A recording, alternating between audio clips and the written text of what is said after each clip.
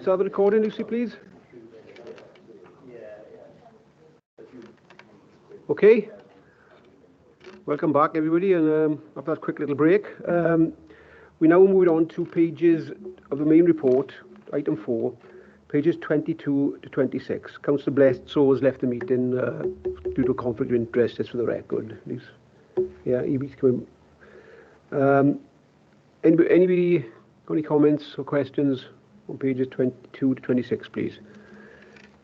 I'm mindful now that some of this might have been asked in, in the presentation, at the end of the presentation there. So if we do get nobody coming forward, that'll be why, I guess. No hands up, no. So we move on then to pages 26 to 31. Stakeholders engagement with stakeholders feedback. And I have Councillor Jonathan Pratt online, and then I have Councillor Martin Williams second. Councillor Pratt, please. Yeah, thank you, Chair. In stakeholder engagement, I've noticed, and the list is quite substantial of who you've asked to involve with this strategy. I have noticed that there isn't you haven't engaged with the veteran services, be that charities or organisations, or the private landlord sector. And I do hope Councillor Bledsoe is out of the door, so we're ready for that question. But yeah, so is there a reason why you didn't engage with veteran services, organisations or associations, or the private landlord sector? Thank you. Thank you, Councillor Pratt, in terms of the question. In terms of the veteran, obviously touched on that earlier in terms of your acknowledgement, and we'll take that on board. Obviously, the need within the borough is really low in terms of that, but it doesn't mean we can't have had that engagement and recognition within the housing strategy, which we'll take on board. In terms of the private rental sector, obviously this consultation is available to every private landlord now. They're doing this 12-week process, and this is where they can give their feedback. As I said, this is a draft strategy they can implement, but we did engage with the Wallage, who runs a leasing scheme with us, a private rental leasing scheme, and also Catrabi Harvard in terms of the other leasing scheme. So for a private rental sector, they fed into that initial draft strategy, but we're looking now for other members within that sort of sector to feed into our strategy and give us comments where we take on board as we are today, and we can address those comments and add them to the strategy. Are you content with that, Councillor Pratt? Yes, I am. I will put my hand back up for another question, but I'll let Councillor Williams and Evans come in before me. Thank you. Didn't somebody say in the pre-meeting that these are all social landlords or something, or there's no private people on the list? Did somebody say that, or did I mishear them? Anyway, okay, we're going to Martin. Do you want to comment? Well, the Wallage is social, but is a private leasing scheme from that aspect in terms of the alternative bed and breakfast, and also the Catrabi Harvard is a private leasing scheme, which represents a private landlord. But albeit, with the proliferation of private landlords around here, and it's very difficult to target each one specifically. But that's what the whole point of the consultation really is now, giving them the opportunity. And if you can feed that back to your members, landlords, to feed that in, I'll be really appreciative. Excellent, thank you. Councillor Martin Williams, please. Thank you, Chair. Councillor Pratt did ask my question, but that's fine. No, that's fine. It's fine. but no, it's just to build on part of that about the private. I've got two questions actually. The private rental sector. You spoke to Wallach and the other organisation. Did you seek?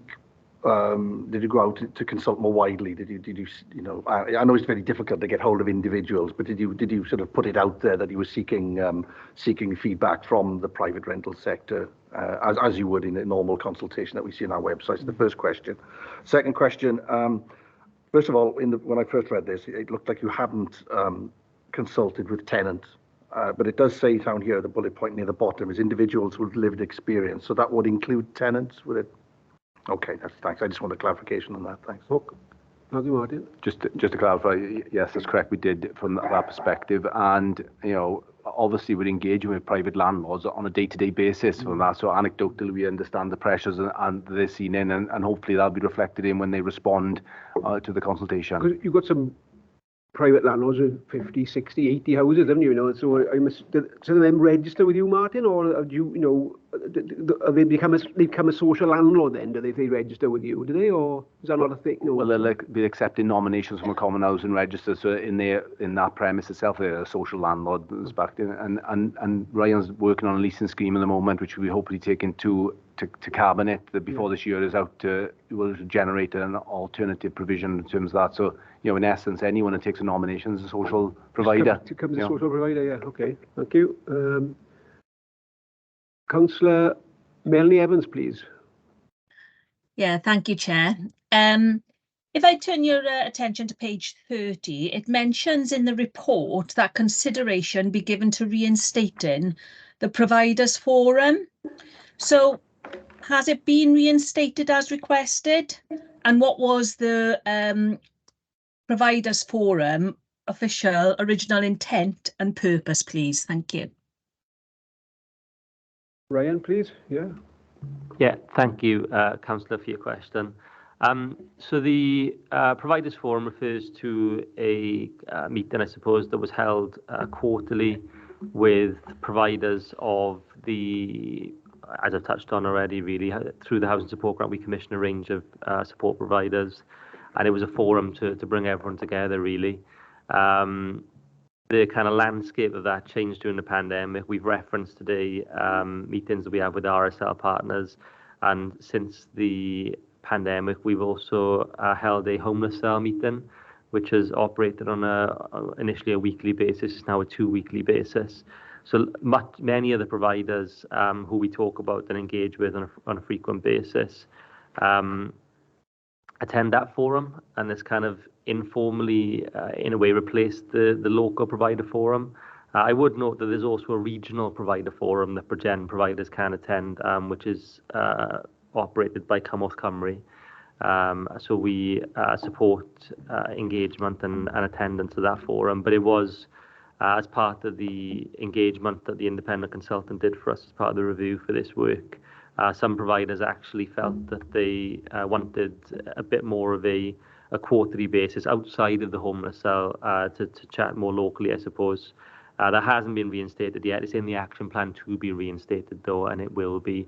Although just noting that there has and will continue to be that opportunity on a regional basis and through other engagement forums. I mentioned the homeless cell, I've mentioned meetings with RSLs, but as I touched on as well, we also meet with providers on a one-to-one basis on a very frequent occurrence. So I suppose what I'm saying is that there's lots of engagement, but we are intending on reinstating what was traditionally a local Bridgend forum to have that additional engagement opportunity. Are you content with that, Councillor Evans? Yeah, I'd like to just explore a bit further, because there seems to be, after listening to the presentation and the discussion today, a lot of forums. And what I need to understand is, how effective do you believe all these forums are?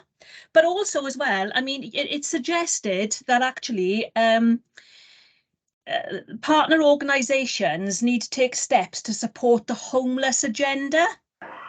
Now, what I want to know is, how are partner organisations taking those steps to support the homeless agenda, and what actions have already been taken? Because we are here discussing homelessness, but I want to know, it's all about the outcomes. And I want to know what actions have already been taken by those partners to support the homeless agenda, and what are the consequences of not supporting the homeless agenda. Right, anybody? Martin, please.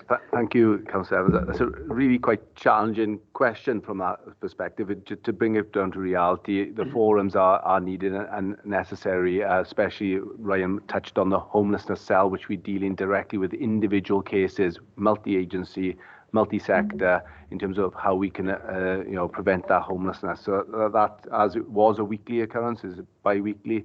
I think engagement via forums is vital in terms of that education, understanding, and that challenge.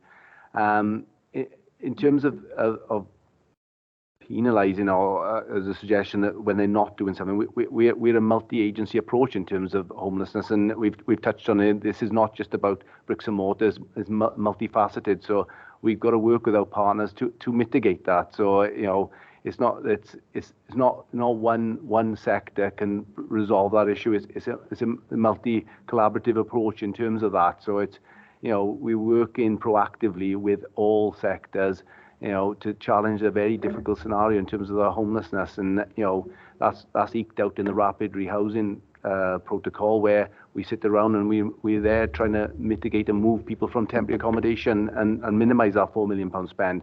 And it's a really proactive scenario, but again, it's about working with our partners. So yeah, they're vital, the forums, but it's not one person or one sector solves the problem. It's multi.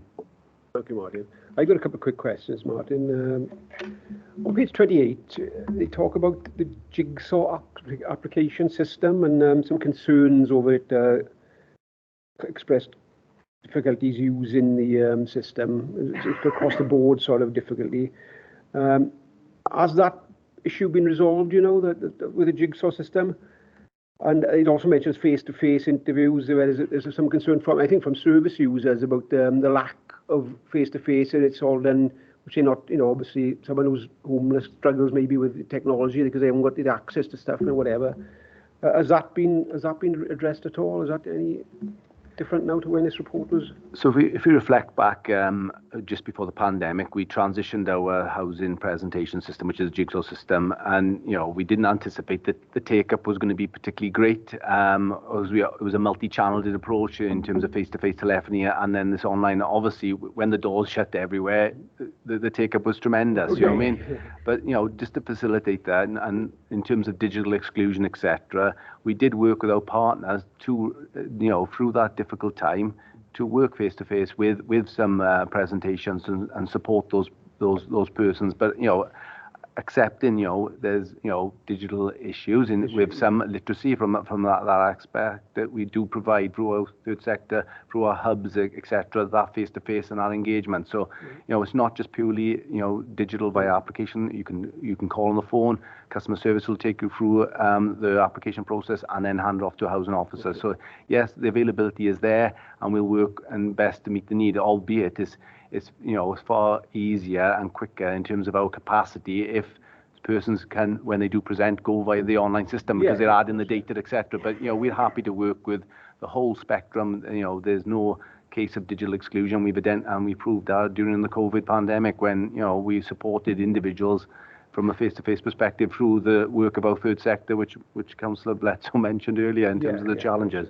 I read it, I hadn't heard of the jigsaw application system for my sins, so, but you say you addressed some of those issues, so that's a good thing, isn't it, and it came from service users as well, that's why I wanted to bring that up, because we said earlier, didn't we, that there was concerns over engagement with and then there's an issue there with that. Anyway, there's no further hands up on this section, so I'm going to move on to impact assessments now, the key impact assessment process and the key findings, which are found on page 31 to 35.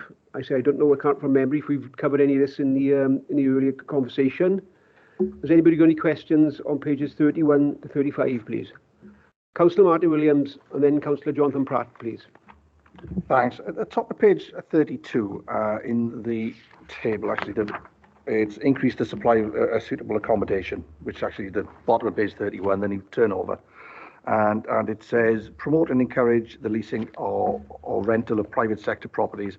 And this is the bit I would have questioned, the continued engagement of private rented sector landlords. So continued, obviously, says continue doing more of what we have been. So could you outline what we have been doing thus far? Thanks. Yeah, thank you, Councillor Williams. So the action plan goes a little bit further in that. In terms of what we're doing already, Martin touched on earlier, we've got a specific specific private rent support service with the Wallich, termed Early Doors, which is intending on engaging with the private sector generally, providing specific support to tenants in the private sector, to, as we touched on earlier, trying to prevent homelessness, trying to engage with individuals and trying to identify those cases. I suppose it's the principle of it was, when we first commissioned it a few years ago, was that private landlords are often the first people to notice that their tenants are maybe going through some struggles, and in acknowledgement of what I said earlier, that the housing department aren't necessarily the first place that people go to when they're struggling. That was a route for landlords to refer into. So that's that service which we continue or intend to continue to commission. Martin also touched on the leasing scheme with Catrevi, which again has been a long-standing scheme, which essentially offers that leasing offer to landlords to essentially hand their properties over and be managed by a partner. We're looking, I suppose, in terms of moving that forward now and what we're going to be doing on an ongoing basis. I think, strategic priority one there's dead centre, and throughout this is the need to increase supply of accommodation, isn't it? We've talked enough about the lack of social housing and how realistically, even with all the developments and all the investment going in through social housing grant, it's not going to meet our needs alone. We do need to do more with the private sector, and I think that's hopefully acknowledged in the action plan. So we're looking literally now, I suppose, and Martin mentioned we're hoping to take a report to Cabinet before the end of the current year, to join the National Welsh Government supported leasing scheme, which will enable us to take on properties as a local authority and lease them as a local authority, not for temporary accommodation, but for long-term use by tenants. So essentially that will increase our nominations through the housing register via the private sector, but offering that service to private sector landlords who don't want to manage the properties themselves. So that's quite a key bit of work we're taking forward at the moment. And I suppose as part of that, we're going to be looking at staff capacity to be able to engage with the sector more widely, to try and understand challenges, to try and work with landlords, to try and get them to engage with us. Because I think we've got a range of support services. I mentioned Early Doors, which is specifically tailored at the private rent sector. We've got other ones. We've mentioned the health service on a regional basis. Sometimes it's about that actual engagement with private landlords, which probably I think we could be better at the moment. So the intention will be to look at staff capacity, to potentially have a specific officer to take forward that work, which will be partly the leasing scheme and then partly general engagement with the sector. More widely, we've got schemes that help with things like bonds, rent in advance, that sort of thing, financial support to access private renter sector accommodation, and we want to increase the use of those schemes, I suppose, and it's about getting that hook to landlords to enable us to use those services we've got available now, but we want to expand upon going forward. Okay, thank you. Come through that, Martin. Yeah. Councillor Jonathan Pratt, please. Thank you, Chair. Yes. If to the point at the bottom, to implement a rapid rehousing transitional plan. Obviously, this is key for someone who finds themselves homeless and looking to get themselves back into a home. But I sort of the key to it is providing that support during that transitional feed. So I wondered what the I think I may have already had the answer, but we'll put it out officially. Whether the use of hostels and more hostel provision is key to this, because it's not just a building with beds. You can have offices, meeting rooms, and so you can have that engagement with service users far more easier than you would if you move them into a hotel, because your staff's already established there. It's open 24 hours, so if anything happens, any time of the day or night, you can get someone in.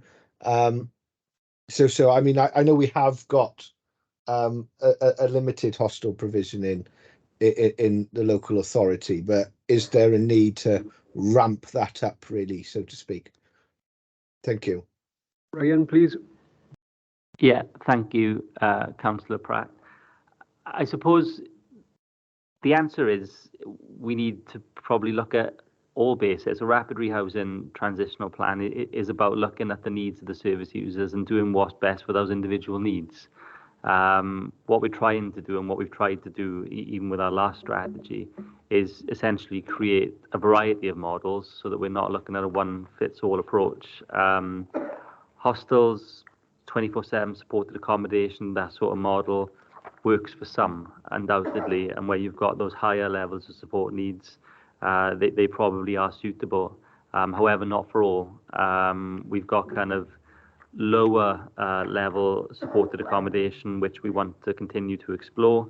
There's also models like Housing First, which we've significantly invested upon over the last few years, and will continue to work with our provider to deliver that model. And then there's actually just sort of lower level supported floating support services for people who generally have very limited support needs and probably just need a little bit of support for a few weeks or months, and then they're perfectly capable of going on and managing a tenancy themselves. So I think a rapid rehousing model is about essentially taking, we touched earlier, I touched on a person-centred approach and looking at individuals' needs on a case-by-case basis, and then having the ability and the tools to be able to provide support depending on what those needs are. We touched upon the challenges for that throughout this, haven't we? Martin mentioned very early on in the presentation about how many of the individuals we deal with have increasing support needs and a high level of support needs. And we touched on the challenges with the housing support grant, etc., in terms of being able to deliver more units of sort of intensive supported accommodation models. So there's some challenges to being able to ramp up everything, but essentially, yes, that's what we want to do is have the availability of service which meets the individual's needs, and I think that's the key kind of ethos running through the rapid rehousing approach. Thank you, Ryan. I can't see any more hands up for this particular section, so we'll move on to pages 36 and 37. I notice this contains our old friend, the static funds from Welsh Government. So we discussed that at some length, didn't we? So I'm hoping there'll be no questions on this, to be honest, because anybody got anything for pages 36, 37? Be mindful that we've asked that question several times about the fund, haven't we? Okay, we'll go on to the last, is it appendix 2? Yeah, the last part then, action plan, page 39 to 47. I suppose it's similar to the presentation I gave earlier in many ways, this, isn't it? But we'll see if there's anybody got anything to ask on it. No, there's no hand. Oh, Councillor Melanie Evans, please. Yeah. Slow down, Mel. Go on, I'll give it to you. Okay, thank you, Chair. Yeah, I mean, obviously, I've mentioned that there's a lack of measurement, and there's no column actually in the action plan for the measurements. And I did say that I would actually earlier in the presentation bring some examples as well of that. And I just want to share that with you and for obviously this is for public to understand as well. So.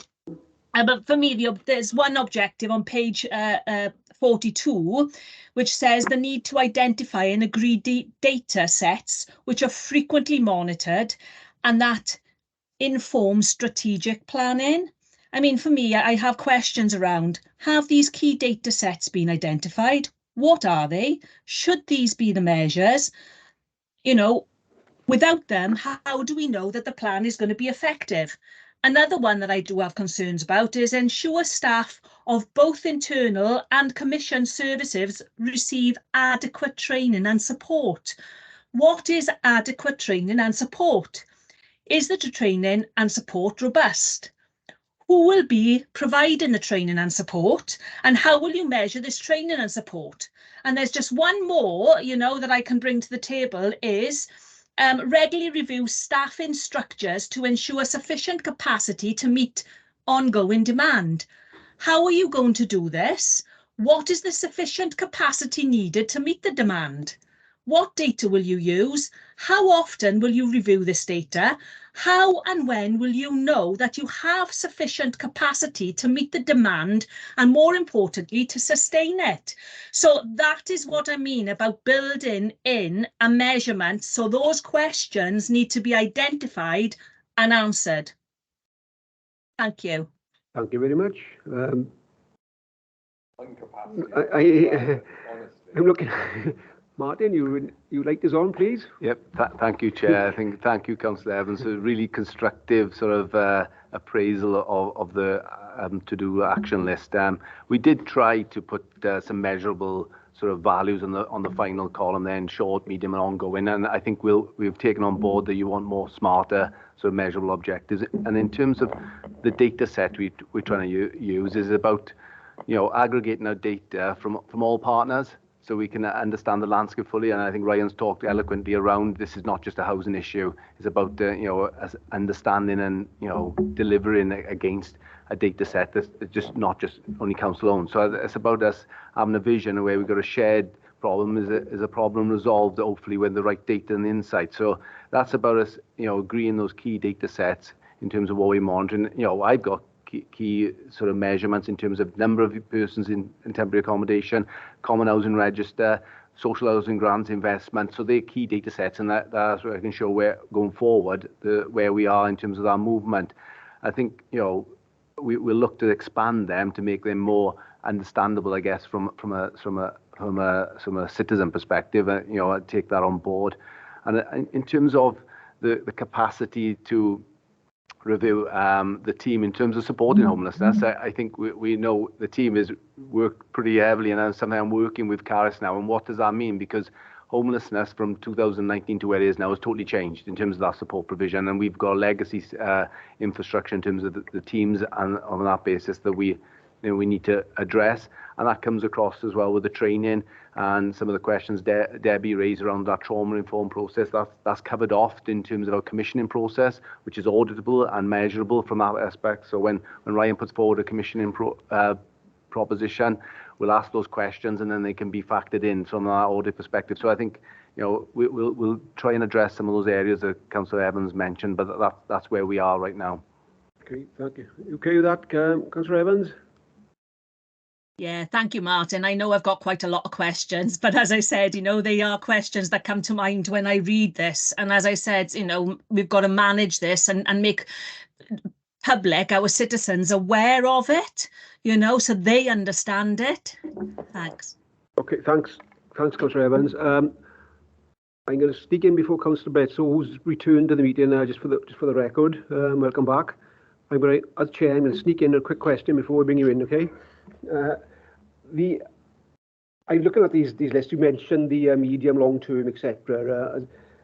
With the rapid rehousing transitional plan, would that ever become completed? Or is that an ongoing thing? You know, because there's nothing on there says completed. It's all either, you know, medium term. You know, what it's.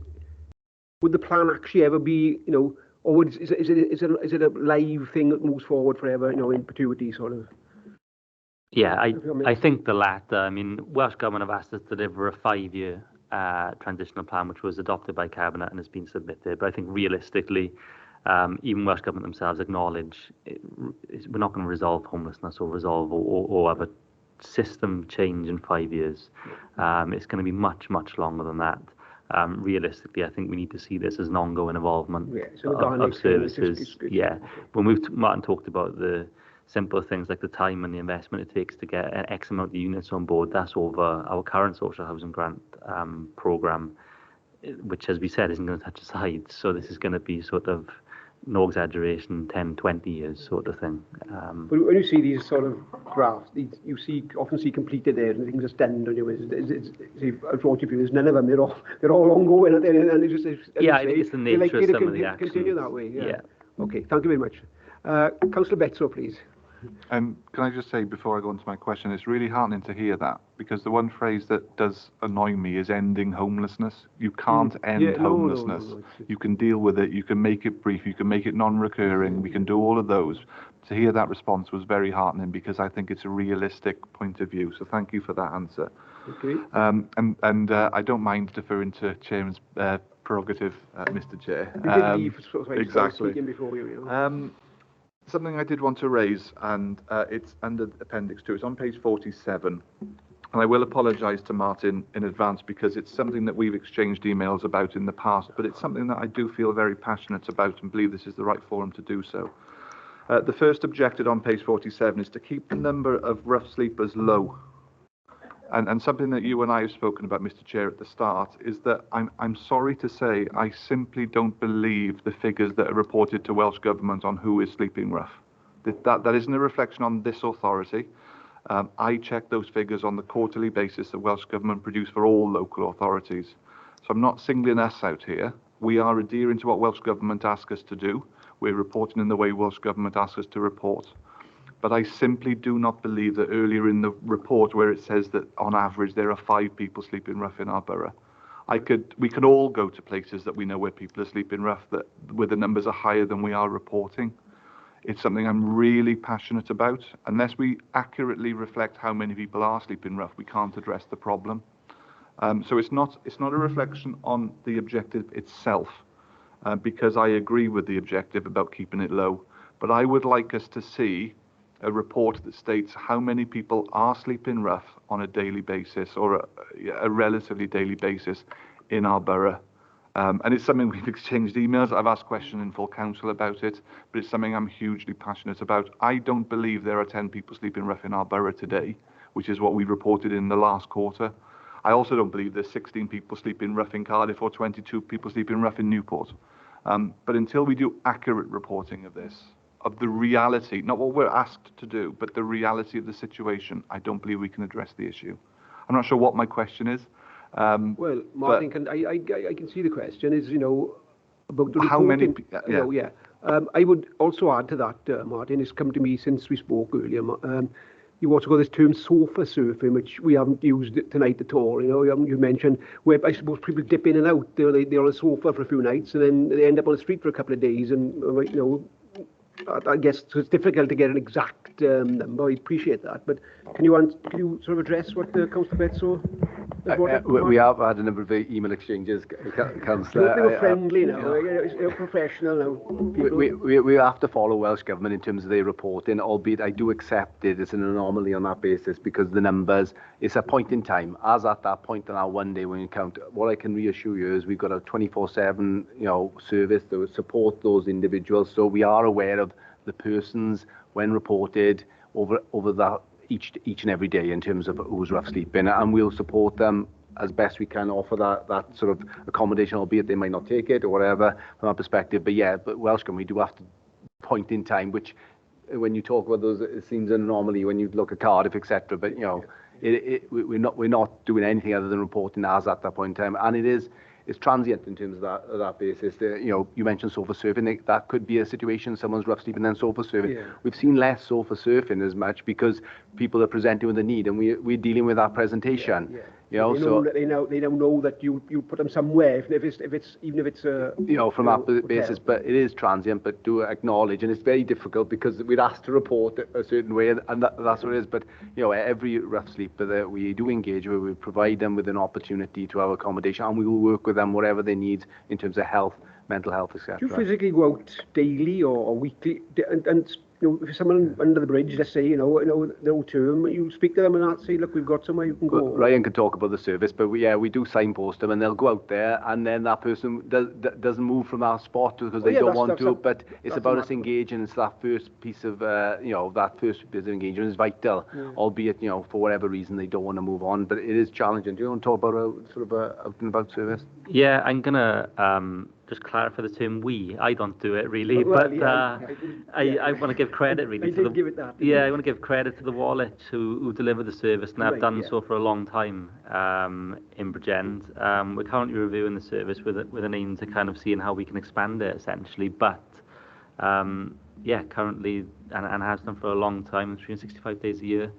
They're out there. They're kind of limited at the minute to usually in the mornings. To be serious though, so it could be someone under that bridge, you use that term, who doesn't know about these services, and when that person turns up from a Wallich, they it's like all Christmases comes at once. I would have thought, because not everybody knows all this stuff, do they? Do you know what I mean? Yeah. So if only one person gets picked up, it's worth it, isn't it? Yeah, I think the others can, we encourage, and I think that's the key thing. That we've mentioned the homeless cell a couple of times, and the homeless cell isn't just ourselves in the Wallich. The homeless cell is South Wales Police, the Health Board, etc., and a variety of other support agencies who may typically come into contact with rough sleepers. So, as Martin touched upon, the Welsh Gov return is the Welsh Gov return, and it's a point in time, but it's not just collated upon a kind of a self-declaration. Being a source of irritation to Councillor Betts over the look of it, unfortunately. Yeah, but yes, I suppose is the short answer to your question. There are people out there every day trying to engage with individuals in. Okay.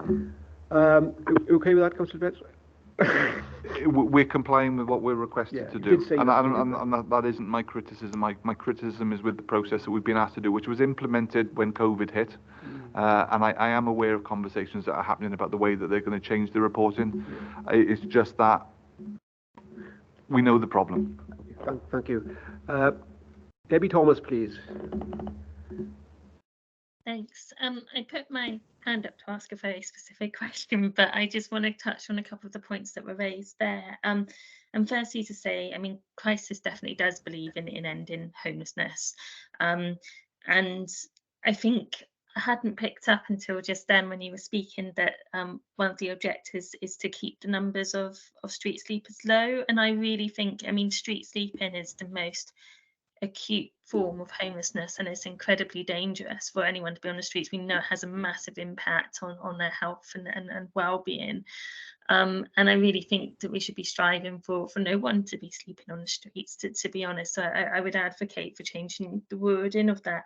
I agree in terms of hidden street sleepers, and there's some really interesting research that I can forward on that was done quite recently on women who sleep rough and not who are regularly not recorded. Again, it's not Bridgend specific, but it does provide some helpful insights. But in terms of the question I put my hand up to ask, it was more about the rapid rehouse and transition plan, which I feel is similar to this in that it kind of lacks some of the detail that I would personally like to see. And I know that rapid rehouse and transition plans are very much live documents that are evolving and changing, but I'm just I guess it's a question about kind of what you're doing to develop the detail and the meat on the bones of that rapid rehouse and transition plan. Martin? Thank you, Debbie, for the question. I think just to read, the objective is to keep the number of rough sleepers low and ensure that where rough sleeping does occur, it is rare, brief, and non-recurring. So, we would like to, eradicate it, but, you understandable there's situations we can't. I think in terms of the rapid rehousing protocol, Cabinet was approved and went to Welsh Government. I'll forward you on the link for that in terms of this. You can see that, but as Ryan mentioned earlier, it's going to be organic in terms of that, but it's our approach at the moment in terms of that mitigation. So I'll forward on the link after this meeting, if it's okay. Okay, Debbie. Okay, thank you. Okay, there's no more hands up that I can see. So I would like to thank the officers for their attendance this evening, and if you requested to thank the IDs, you may leave the meeting. Thank you. Thank you very much, and again, thank you for your efforts in this field. It's much appreciated. Well, you, Councillor Good. I know.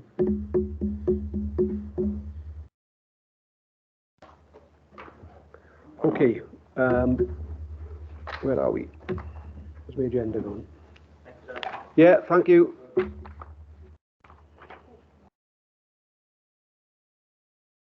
It's not too late, Mart, is it? No. Even with a little break, look, we got out done it. Thank you, Martin. Thank you, Caius. Okay, item 5, conclusions, recommendations. Chair, Scrutiny Officer to summarise key points, and the committee makes its conclusions and recommendations. We're at that point now. Lucy? Thank you, Chair. So obviously there's been lots of discussions, lots of questions, so I'll just run through the notes that I've made, and then if members want to jump in with anything that I've missed or any recommendations or information that they requested. So the officers went through the consultation questions. So something that was picked up there was the strategic priorities and objectives. There was talk of the multi-agency element working, which is important. And there was lots of talk about the need for more detail. I think the question 4 was there anything missing from the strategy? And it was brought up about the detail, what the actions look like and what they are, and possibly a column added to put those in. Another thing we picked up was, which the officers had said that they would take on board, was for the housing for veterans and armed services. So I'll make sure that there's a recommendation on that. This follows on from the more detail about how they're going to measure the plan, what data will be used, how often analyze, and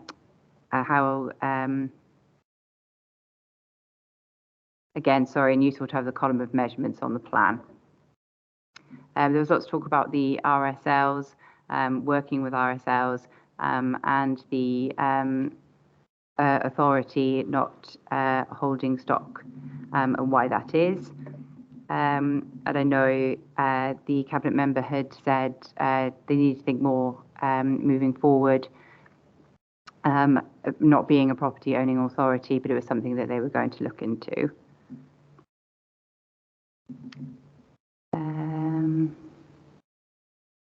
More information with the RSLs,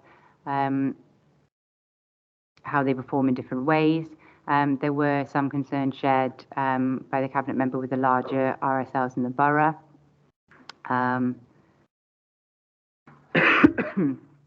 Looking for changes within the RSL organisations.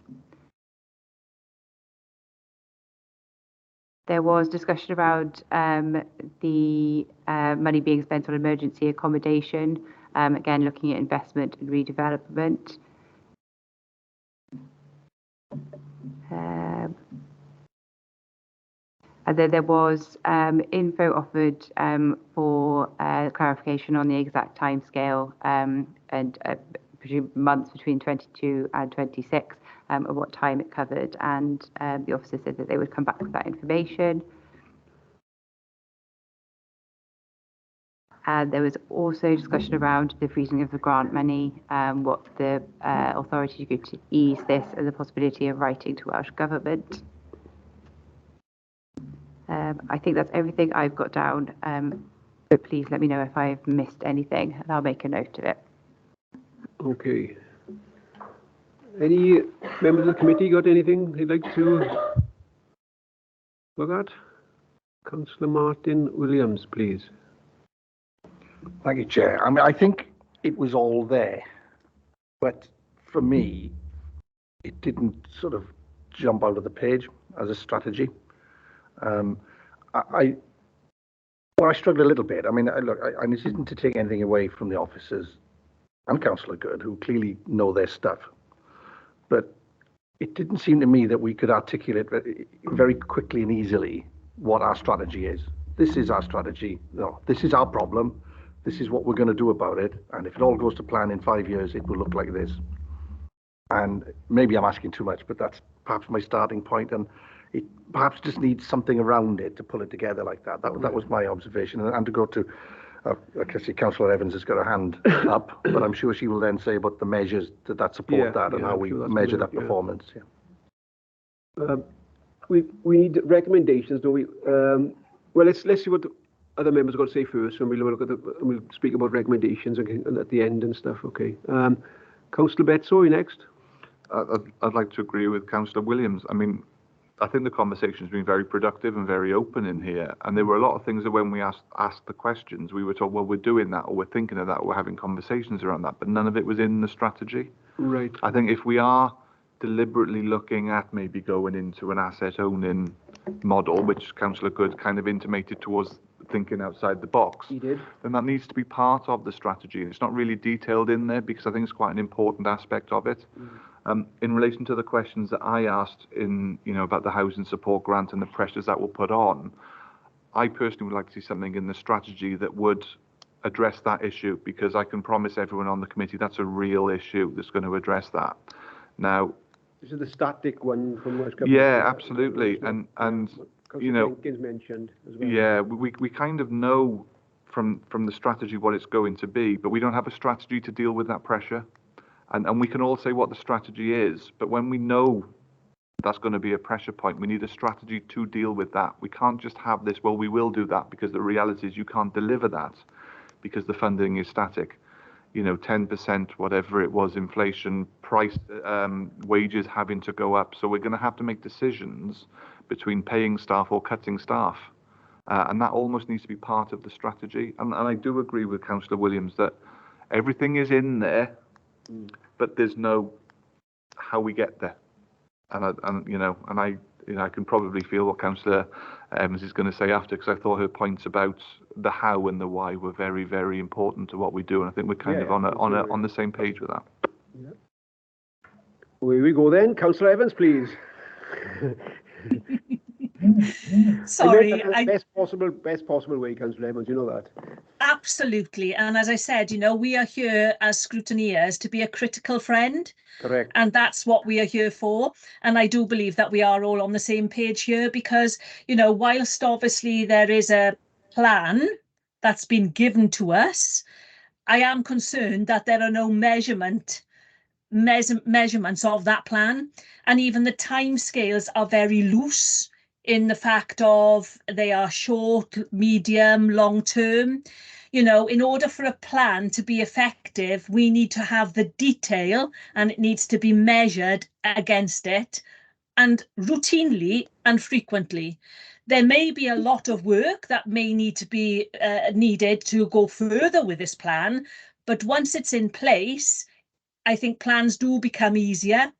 But as a critical friend, I'm quite disappointed in the fact that it's not for me delivering, or I cannot measure how that plan that has been presented to me today, how I can measure it to benefit the borough and the people and everyone. So I think that a column needs basically to be added with measurements, and there needs to be a lot of detail put in there of the how, what, why, etc., for us to be able to measure it.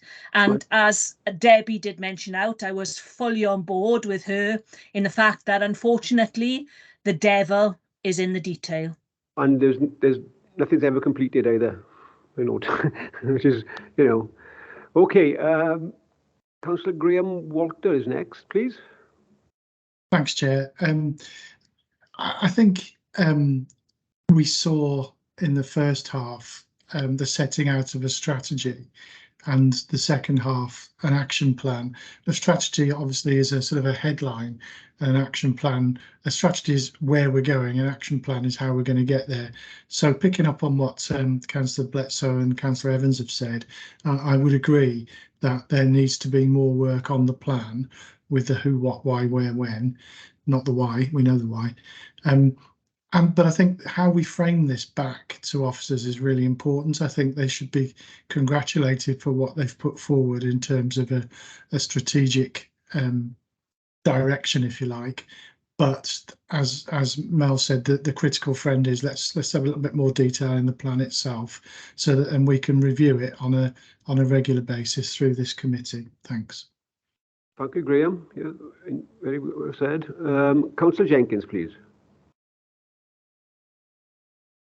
Oh, yes, thank you, Chair.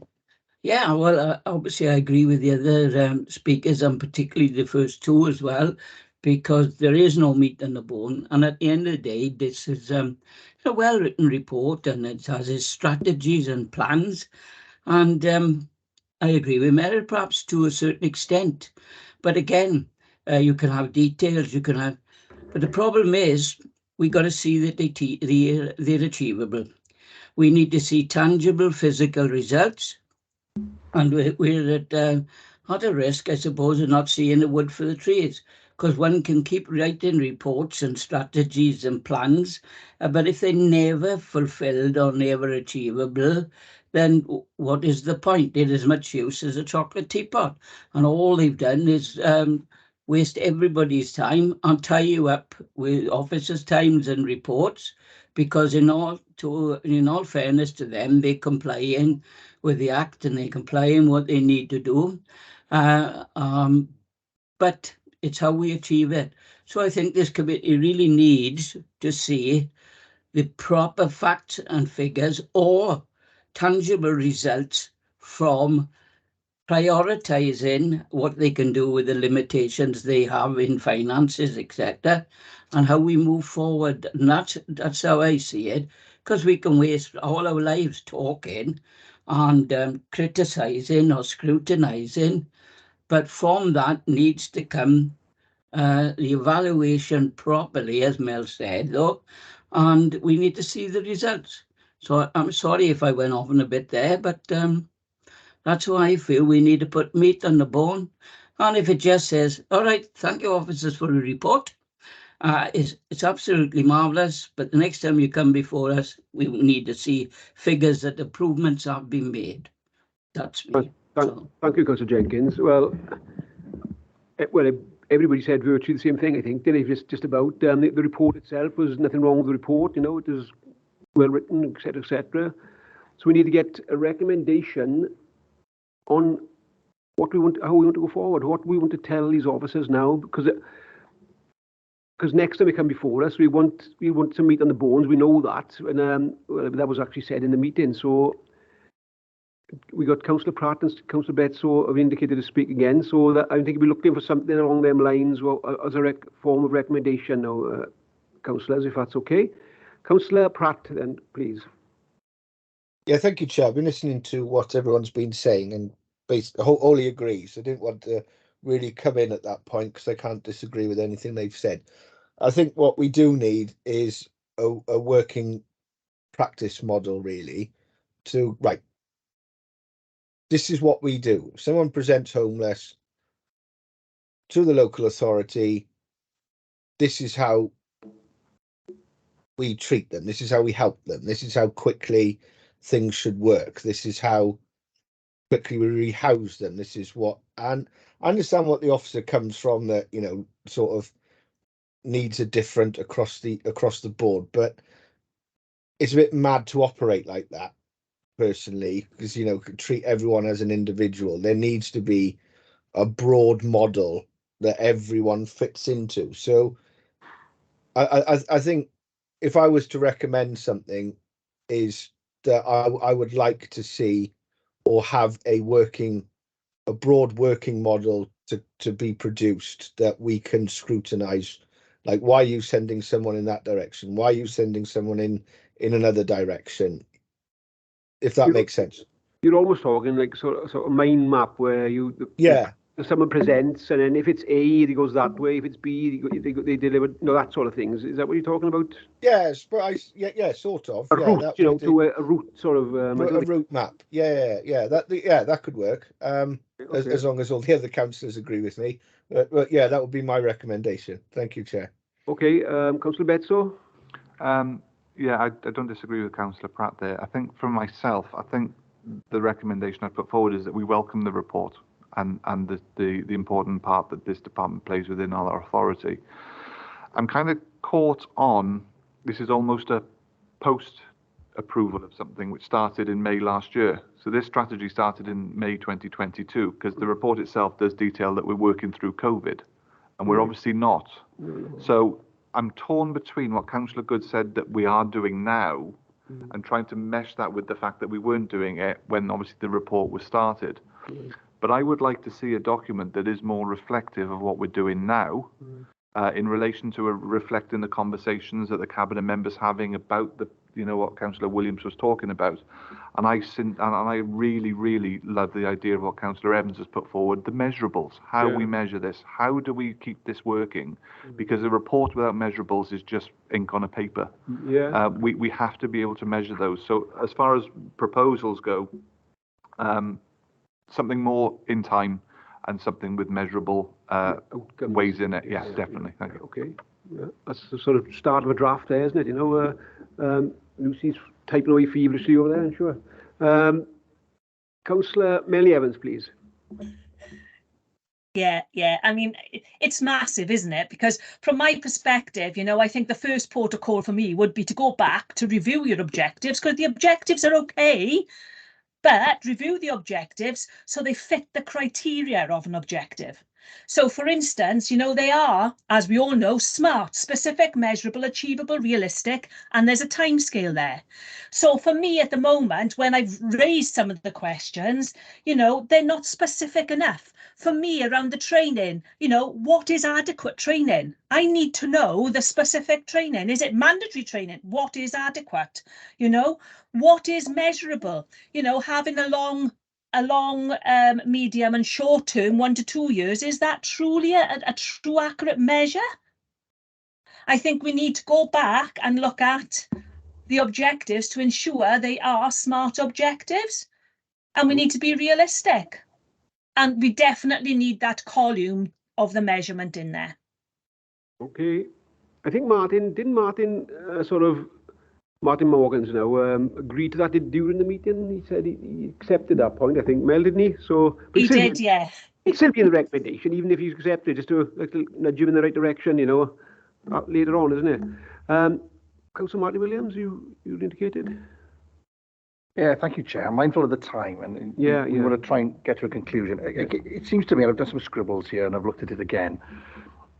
It's like a little bit Morecambe and Wise here. All the right notes are in here. It's not necessarily in the right order. Not necessarily in the right order, correct. And I don't think the vision, somewhere in here it talks about vision, but it's a few pages in. There's a vision, like a systems review vision, isn't there? Purpose, they call it, don't they? Yeah, I mean, what we haven't got is, it is this council's vision to achieve this by then. So we've got a net zero 2030, so why haven't we got a housing net zero by 2025? Well, it could be net zero, homeless sleepers or whatever it is, but this is our vision for 2030, 2035, whatever it may be. Then supported by the mission statement, the delivery model that Councillor Pratt talked about, then supported by this document, and then with a what do I call it? A performance framework. Then, as Councillor Evans says, to tie it all together. And I think it's all there. It's just not top and tailed with that corporate. It's almost like we've started in the middle, rather than saying this is what we want to achieve by then. If that makes sense, and it probably will achieve all of that, but it's probably not articulated as I would expect it to be. So there's no hands up though. We need to get a recommendation. I said it's nearly 20 to 7 now, and some people have got to get to the Roo. I accept that point as well. Is Councillor Betts going to move his car or something, or will he disappear? Councillor Evans, please. To tie it up, I just think that we need to be more outcome focused. Good too. Can we get that in there somewhere? I'm looking to Lucy now, just to hopefully you've drafted something we can agree on, you, because it is, you know, it's a tricky one because there's so many elements to this, isn't there? You know, we got the report, which we sort of fairly happy with, I think is fair to say, you know, but as Martin said, it's not quite there. We need to nail it down a bit, and we need some outcomes, don't we? As I said, there's nothing completed. Well, I've ever seen these things before, Martin. Am I wrong? You normally have a completed, you know, so you know you've achieved that particular thing. Otherwise, it just rolls on forever, as we said earlier. I think, Chair, if I left here and someone said to me, "Oh, what have you talked about today?" and I'd say, "Oh, it's our housing strategy," and they'd say, "Oh, what is that?" I would struggle to articulate that simply, and I think that's the thing that's missing from me, Chair. Okay. You see. Oh, well put that was too, and Melanie, of course. Thank you, Councillor Jenkins. If you're happy for me to do so, Chair, I'll take this away and put all this together, and then I could come back to you. Come back to the committee or to get together, or how's our work, Bruce? Sorry, Chair. No, it's okay. If I can put this all together, I'm happy to come back to you, and you can have a look at it, and then we can come back to the committee. But via email now, is it? Or yes, yeah, I can do that. How do we agree it then via email? How's our work? You know.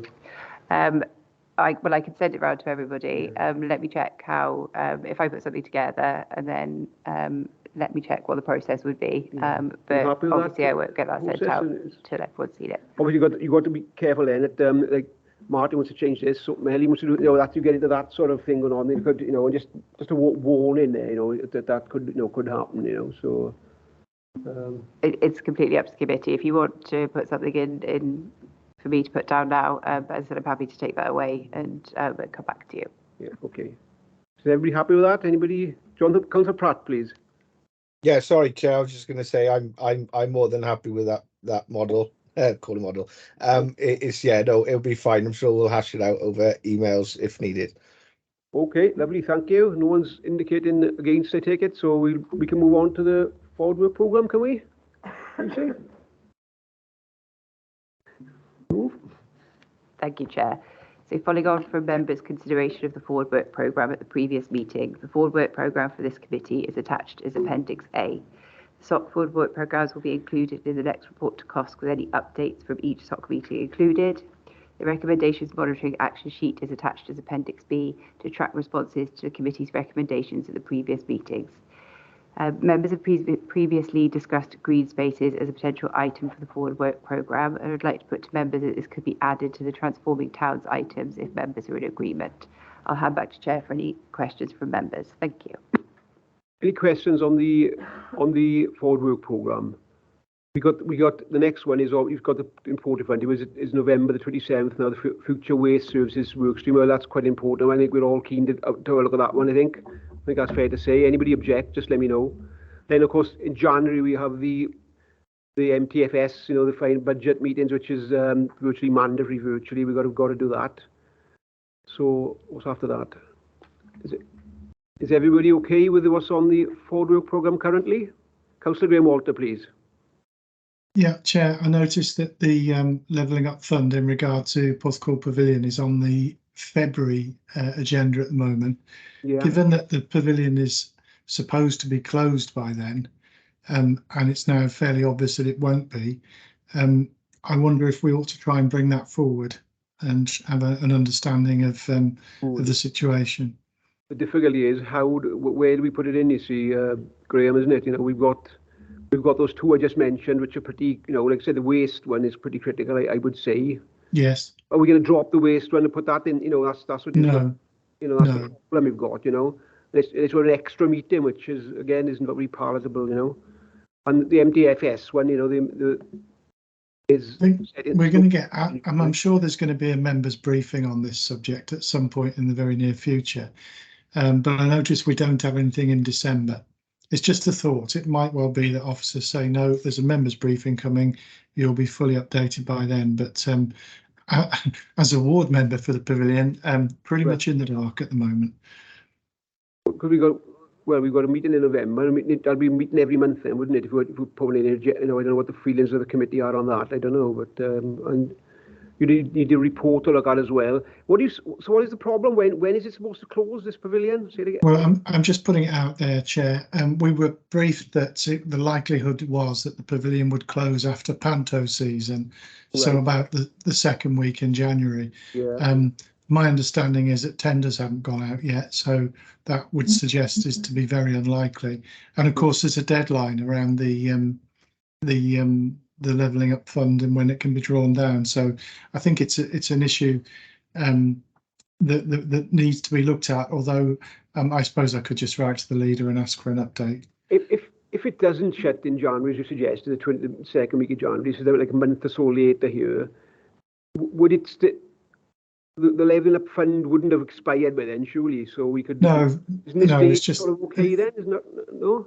Well, I just think we're all a little bit in the dark, and listening to myself, I'll ping an email to the leader and try and get a briefing, I think. Okay, thank you. Okay, so can somebody move the forward work programme then, so we can... Yeah, I'll move it, Chair. Councillor Williams seconds, it's... Okay, Luce, thank you. Okay, could I say something, Chair? Oh, sorry, Chair, I didn't see your answer. Did you guys go on right away? Quick. Well, yeah, under the items for future discussion, etc. Well, there's two there. But the particular one that bothers me that needs to be brought forward, I think, is transportation within the county borough. Given the significant shift now and the decrease in subsidised transport and public transport as a whole, and you know the difficulties that is left our valleys, and I would assume other valleys as well. You know, the lights go off at 6:30 now because in the valley, because you cannot get in or out of it on a public transport basis. So I think public transport should be added as a priority myself somewhere along the line. But if others agree, of course, that is. Problem is, like I said, it's with this program is what you drop, what you move to get these to alter them basically. You know, Councillor Walter just intimated that the call one is critical, you know, because of the levelling up funds. We can't. That's the latest we could really do that would be February. Sorry, where's it by? Let me just check. Yes, it's scheduled for February, and then in April we've got this electric vehicles, Martin, and the transport one, haven't you? To get it in before that is. Hang on. Where's it gone? I just looked at this. Oh, there it is. Yeah, strategic transport plan on April. You know, to bring that forward is virtually impossible, to be honest, Councillor Jenkins, unless we drop the levelling up fund. We can't drop them MTFS. And we want to do the waste, don't we? You know, the next one, I think the waste one's critical, isn't it? Because the contract's going out, isn't it? For the temporary 2-year contract. So we stuffed a bit, to be honest. With all due respect, the transport plan with it says transport plan post-call. Well, we all know what the white elephant that is, but we've been given £4 million, we must spend it, and they're going to shove a bus station up there. I object to that, there's Chair. no buses. I object to that. We got call members who are not we'll have to wrap it up. Guys, right. We had a move on a second there, and we've had Councillor Pratt, your last word on this, please, as a call member, fire away. Yeah, no, sorry, Chair. No, I understand where Councillor Jenkins is coming from, but I do think April 2024 is going to be the right time for it, because it's pointless bringing it forward because we don't really know what the Welsh Government strategy for transport across Wales is. So without that information, it's going to be really difficult for a local authority to come with its own individual strategy. So I think we need to listen to what Welsh Government plans are before we start bringing it down to a local authority level. Okay. Fair enough. Yeah, fair enough. Thank you, Phil. Thank you, Councillor Pratt. Okay, on that note, I have no urgent items. So I would like to thank everyone for their attendance this evening, and we'll see you again